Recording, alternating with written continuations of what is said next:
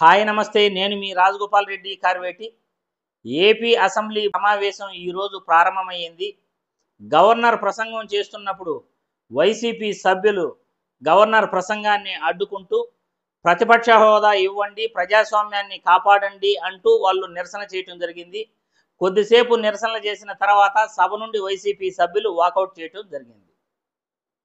AP అసెంబ్లీలో గత కొద్ది రోజులుగా కూటమి ప్రభుత్వం అధికారంలోకి వచ్చిన తర్వాత జగన్మోహన్ రెడ్డి వాళ్ళ ఎమ్మెల్యేలు అసెంబ్లీకి రాలేదని కూటమి నాయకులంతా కూడా ఎలా మాట్లాడారో ప్రజలందరూ కూడా చూశారు. ఈరోజు జగన్మోహన్ రెడ్డి వాళ్ళ ఎమ్మెల్యేలు ఎమ్మెల్సీలంతా గవర్నర్ ప్రసంగం బడ్జెట్ సమావేశం జరుగుతుంది కాబట్టి ఈరోజు అందరూ రావటం జరిగింది. వైసీపీ ఎమ్మెల్యేలు అందరూ అనుకుంటుండగానే ప్రతిపక్ష హోదా ఇవ్వాలంటూ నిరసనలు చేయటం జరిగింది.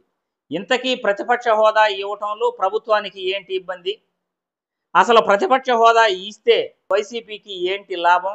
అసలు ప్రతిపక్ష హోదా ఇవ్వాలా వద్దా అనేది ప్రజలందరికీ కూడా క్లుప్తంగా వివరించాలి. అధికార కూటమి పార్టీ టీడీపీ, జనసేన, బీజేపీ 3 పార్టీలు కలిసి ప్రభుత్వాన్ని ఏర్పాటు చేయడం జరిగింది. జనరల్గా ప్రతిపక్ష పార్టీ అంటే అధికార పార్టీ తర్వాత ఎవరికైతే మెజార్టీ సీట్లు వచ్చాయో వాళ్ళు ప్రతిపక్ష హోదాలో ఉండి ప్రజా సమస్యల పట్ల పోరాటం చేస్తారు. ఇక్కడ 134 సీట్లు వచ్చిన టీడీపీ పార్టీ ఎన్నికలలో కూటమిగా ఏర్పడి ఎన్నికలకు వెళ్ళిన జనసేన, బీజేపీలతో కలిసి అధికారాన్ని ఏర్పాటు చేయడం జరిగింది. జనసేన పార్టీ యాక్చువల్గా ప్రతిపక్ష హోదా తీసుకోవాలి, ప్రజల తరఫున ప్రశ్నించాలి.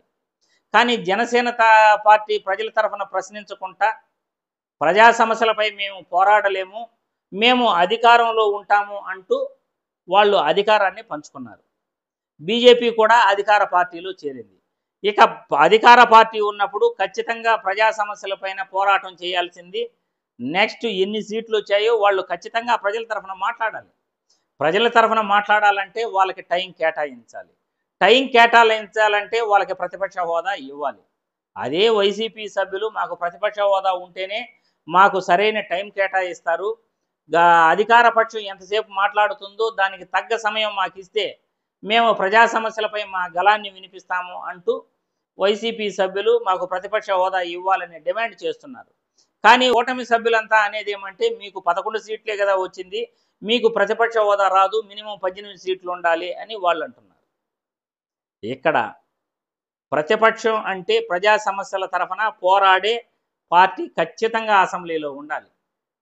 ప్రతిపక్ష హోదా వచ్చిన జనసేన పార్టీ ఏమో అధికారంలో కూర్చుంది. ఇక ప్రజా సమస్యలపై ప్రశ్నించేది ఎవరు?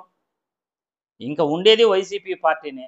అలాంటప్పుడు వైసీపీ పార్టీకి ప్రజల తరఫున ప్రశ్నించేందుకు ప్రతిపక్ష హోదా ఇస్తే వాళ్ళకి ఎక్కువ సమయం వస్తుంది, ప్రజల తరఫున పోరాడడానికి అవకాశం వస్తుంది. ప్రతిపక్ష హోదా ఉన్నప్పుడే అధికార పార్టీకి విలువ ఉంటుంది. ఒక సినిమాలో హీరోకి విలన్ ఉంటేనే ఆ సినిమా ఆసక్తికరంగా రక్తి కడుతుంది.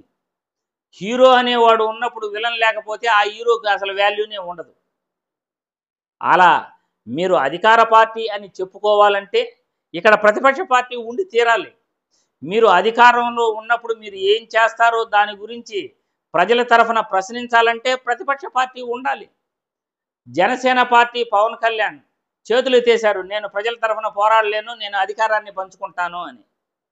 ఇక వైసీపీ సభ్యులు మేము ప్రజల తరఫున పోరాడతాం, మాకు టైం కేటాయించండి, ప్రతిపక్ష హోదా ఇవ్వండి అని అడుగుతున్నారు. అలా వాళ్ళకి ప్రతిపక్ష హోదా ఇవ్వడానికి కూటమి సభ్యులకు, కూటమి నాయకులకు ఇబ్బంది ఏంటి అని నేను ప్రశ్నిస్తున్నా. ప్రజా సమస్యల గురించి మాట్లాడాలంటే ప్రతిపక్ష హోదా ఇస్తేనే సరైన టైము, సరైన సమయం వాళ్ళకి లభిస్తుంది. అటువంటప్పుడు మీరు వాళ్ళకి ప్రతిపక్ష హోదా ఇవ్వడానికి మీకు అభ్యంతరం ఏంటి? అంటే మీరు అధికారంలో ఉన్నప్పుడు ప్రజల తరఫున ఎవరు మాట్లాడకూడదు, వాళ్ళకి టైం కేటాయించకూడదు. 11 మంది ఎమ్మెల్యేలు వాళ్ళకి ప్రతిపక్ష హోదా లేదు కాబట్టి వాళ్ళు జస్ట్ అసెంబ్లీకి రావాలి, వెళ్ళిపోవాలి. ప్రశ్నోత్తరాల సమయంలోనే వాళ్ళకి ఇచ్చే టైం 1 నిమిషమో 2 నిమిషాలు ఉంటే ఆ 2 నిమిషాల్లో చెప్పేసి వాళ్ళు వెళ్ళిపోవాలి. వాళ్ళ నియోజకవర్గం గురించి వాళ్ళు చెప్పుకుంటారు. ఇక రాష్ట్రం గురించి, రాష్ట్ర సమస్యల గురించి ఎవరు మాట్లాడాలి? మాట్లాడాలంటే ప్రతిపక్షాన్ని గుర్తించాలి కదా. ప్రతిపక్షాన్ని గుర్తించి వాళ్ళకి టైం ఇచ్చి వాళ్ళని ప్రతిపక్షంగా గుర్తిస్తే వాళ్ళు ప్రజల తరఫున మాట్లాడగలుగుతారు. ప్రజలు కూడా అదే ఆశిస్తున్నది. ప్రజల తరఫున పోరాడే నాయకులు కావాలి, ప్రజల తరఫున మాట్లాడే పార్టీ అసెంబ్లీలో ఉండాలి అని ప్రజలందరూ కూడా కోరుకుంటారు. అలాంటప్పుడు మీరు ప్రతిపక్ష హోదా ఇవ్వడానికి అభ్యంతరం ఏంటి? జనసేన పార్టీ అధ్యక్షుడు పవన్ కళ్యాణ్ 2 చేతులు పైకెత్తేసి నేను ప్రతిపక్ష పార్టీగా ఉండలేను, ప్రజా సమస్యలపై పోరాడలేను అని 2 చేతులు పైకెత్తేసినప్పుడు జగన్మోహన్ రెడ్డికి, వైసీపీ పార్టీకి మీరు ప్రతిపక్ష హోదా ఇవ్వడానికి మీకు అభ్యంతరం ఏంటి అని నేను ప్రశ్నిస్తున్నాను.